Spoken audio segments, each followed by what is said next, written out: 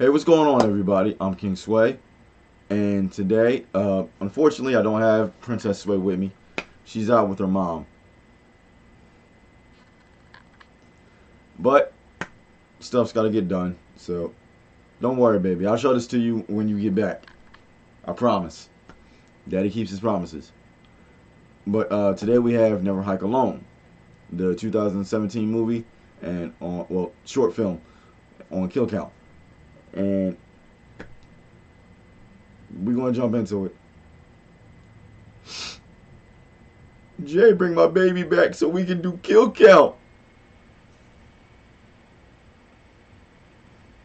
Movie footage used in the kill count is owned entirely by the copyright holders. Dead Meat makes no claim of ownership and simply uses the footage for purposes of education, commentary, and criticism under fair use. Please support filmmakers and the art of filmmaking by watching Never Hike Alone in its entirety on home media or streaming services where available.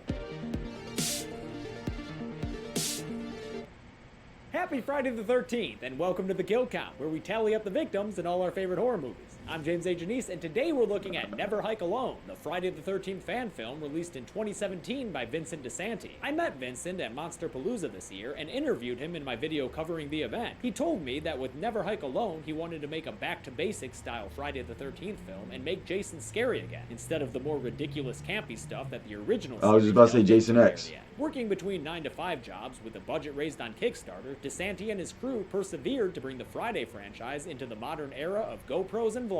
And as a reward for all his hard work, DiSanti himself got to play Jason Voorhees, or at least share the hockey mask with stunt performer Brian Forrest. Never Hike Alone is actually available for you to watch entirely, right now, for free on YouTube. It's less than an hour long, so click that button up there and check it out. And while it may not have as high a body count as the feature films that inspired I might have to do some Kickstarter stuff. As an atmospheric suspense thriller with some really nice fan service near the end. So let's celebrate Friday the 13th by taking a trip back to Camp Crystal Lake. We're working on I'm pretty sure I said it before. We're working on a show called League of Guardians, but we're gonna do this, and I'll get into that later. Quality of this amateur film. Driving into the woods near that beautiful blue Crystal Lake is this vlogger Kyle McLeod. That was a nice over. I Yeah. like him because he's not afraid to. And that looks beautiful and serene. Catching me noobs out here.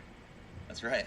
Looking at you, Hiker Man 5000. Haha, yeah, Hiker Man 5000. Just kidding. Hopefully you didn't hear my shoulder This pop. trademark sign-off, Kyle out. Mr. McLeod fucking bolts away from his car and hardcore Henry's himself. Thank you, Jose Hernandez. Montage, eerily similar to one I made a few years ago about Tough Mudder. That's the guy I fought on Thursday. He reaches his first checkpoint and sets up camp for the night, doing some SpawnCon inside his tent for a Day of Defeat style collapsible shovel, even though he's not a true believer in the product he's hawking. Seems like a piece of shit to me.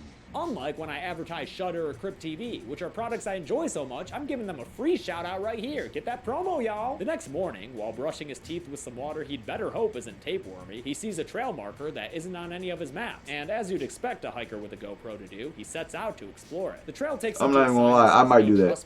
But as we see in the background while Kyle records a vlog, it looks like Jason don't think the rules apply to him. As Kyle decides to cut through the area anyway to get to the lake, there's an unlikely scare when Jason appears right next to him, only to promptly disappear in the next cut. This must be zombie teleporting Jason from the 6th or 7th movie onward. Kyle shakes off his heebie-jeebies and trespasses anyway, eventually getting to the infamous Crystal Lake. Oh, look at that little island in there. I bet that'd make for a great mama shrine shack. With the sun setting in a few hours, Kyle decides to cut up some firewood and make a camp. And that's when he trips over a sign telling him exactly where he is. He finds Camp Crystal Lake itself, and inside one of the cabins is a calendar from 1980 saying it's June 13th. Yeah, I know, that's a Friday the 13th. But it's also apparently a nudie magazine day. Nudie Magazine Day! Aside from old-fashioned 2D smut, Kyle also finds a ribbon with the number 6 on it, hanging in front of a shower stall that's very bloody on the inside. The ribbons Kyle finds are all crime scene markers of the kills we know and love from the original film. A nice little feature for us fans. This marker corresponds to Marcy, who went from singing in her underwear to dead via head-axing in the blink of an eye. In the main lodge of the camp, Kyle pokes around in the fireplace and knocks down a dead animal. A cool match cut takes us outside where he disposes of the body, and after doing that, he sees another another one of those ribbon tags, marked number 3 and corresponding with good old body oil Steve Christie, who was killed with one of those just off-screen gut stabs. Kyle decides to make camp inside the cabin, where he vlogs and tells his McCloud crew fans all about the backstory of Jason Voorhees, a tale he learned from his older brother when he was a kid. He takes his camera out to explore the camp some more, and while he's walking around looking like he's Thor with a blowout, he finds another ribbon marked with a 2. And by now, he's also figured out that these ribbons are marking crime scenes, so he's not too surprised by what he finds when he opens the door. It's a bunk bed with a bunch of bacon juice all over it, because this is the site of one of the franchise's most iconic kills and the first ever Golden Chainsaw recipient, the arrow through the neck that killed Jack in the original. In the kitchen where Crazy Ralph once played peekaboo, Kyle finds another ribbon with a 5 on it. This one's the toughest to tell, but judging by the rope on the ground nearby, it's gotta be Brenda, who was tossed through the window wrapped in a blanket of ropes. A banging noise takes him upstairs, which, like, going upstairs and following creepy noises, Kyle? Are you even trying to survive this thing? Like I said, I would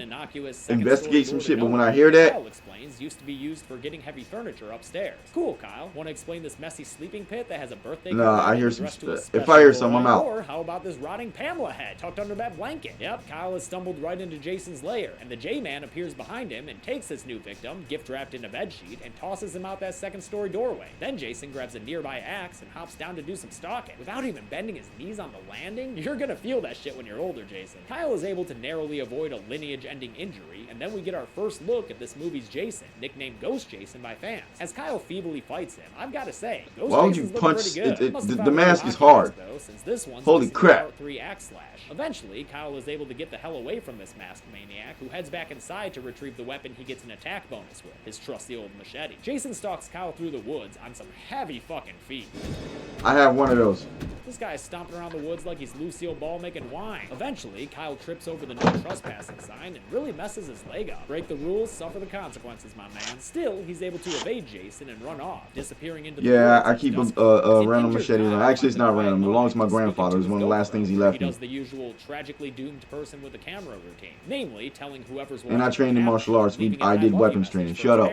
With that out of the way, he heads back to the camp because he figures he won't survive his injury without the med kit from his pack. On his way there, he sees another ribbon, number 4, hanging over a doorway, marking the location where Bill was found as a human pincushion by Alice. He gets inside and gets his first aid kit, then hides from the Jasonsaurus Rex.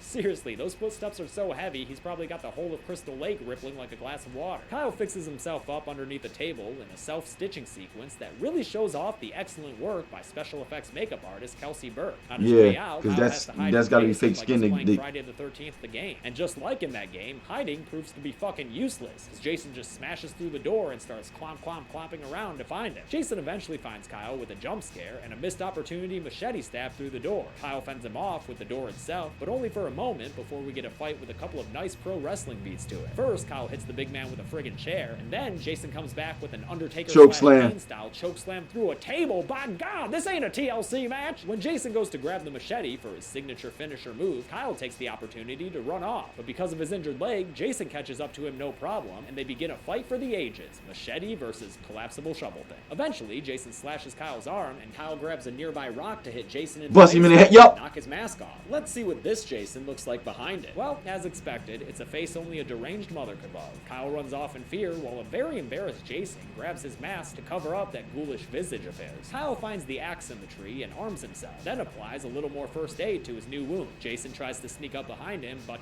bad chance with those loud-ass moon shoes you're wearing, dude. Kyle spins around in an attack maneuver, but the look on his face says it didn't go so well, because turns out Jason landed a machete hit straight in Kyle's chest. But don't call the match just yet, because there's some nasty blood oozing out of J-Man's hockey mask. That's because Kyle also landed a hit with his weapon, so both of them fall to the ground together, threatening to end this skirmish in a draw. But turns out neither of them are out for the count. The machete stab was at least partially stopped by Kyle's handy guidebook, so even though it got him a little bit, it could be ain't that deep. Then, after Kyle gets up to leave, he of course looks back at his axe-ridden foe to see the undead man-child is still ready to rumble.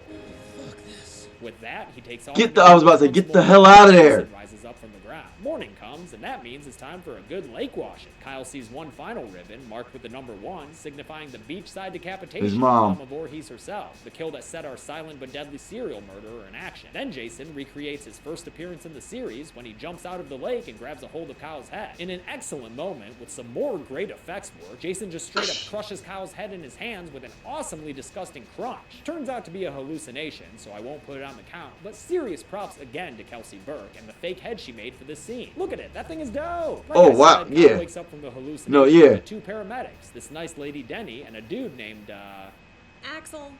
Huh?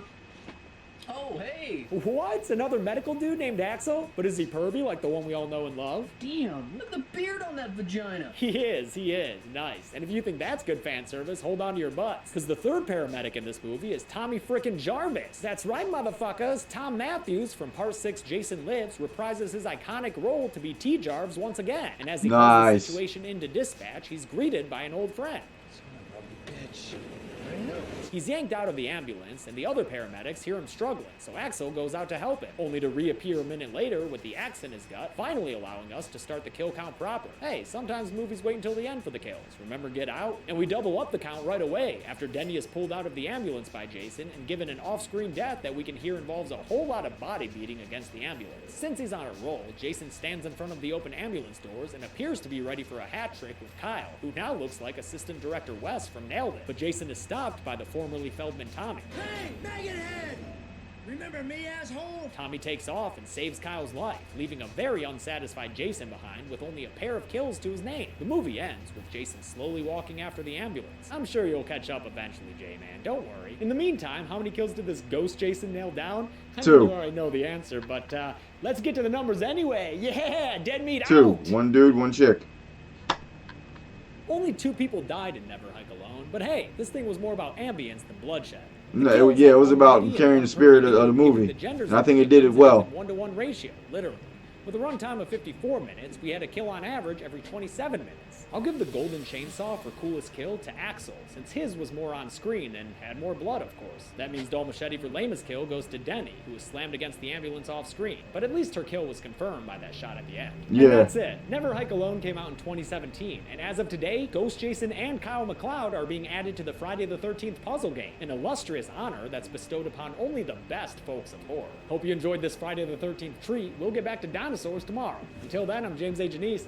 This has been the Kill Count. Thanks a lot for watching this special little Kill Count. I want to thank a couple of patrons like Michael J. Bade, Winter Phoenix, and Wyatt Goodall. Like I said, if you haven't watched Never Hike Alone, make sure you check it out. Yeah, it had a small body count, but it is really good filmmaking. Yo, this machete, signed by Kane Hodder himself. And my Roy Burns mask came from Daniel, the fan featured in the Monsterpalooza video. So make sure you watch that to see Daniel and Vincent DeSanti. Be good people.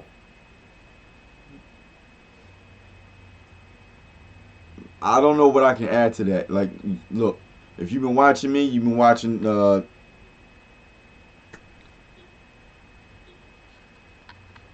sorry, was looking at something. It's Never Hike Alone. The thing is on there, so you can actually go straight into it after watching it. So I would recommend that. Look, just from me and I was about to call her Little Lonnie, Princess Sway.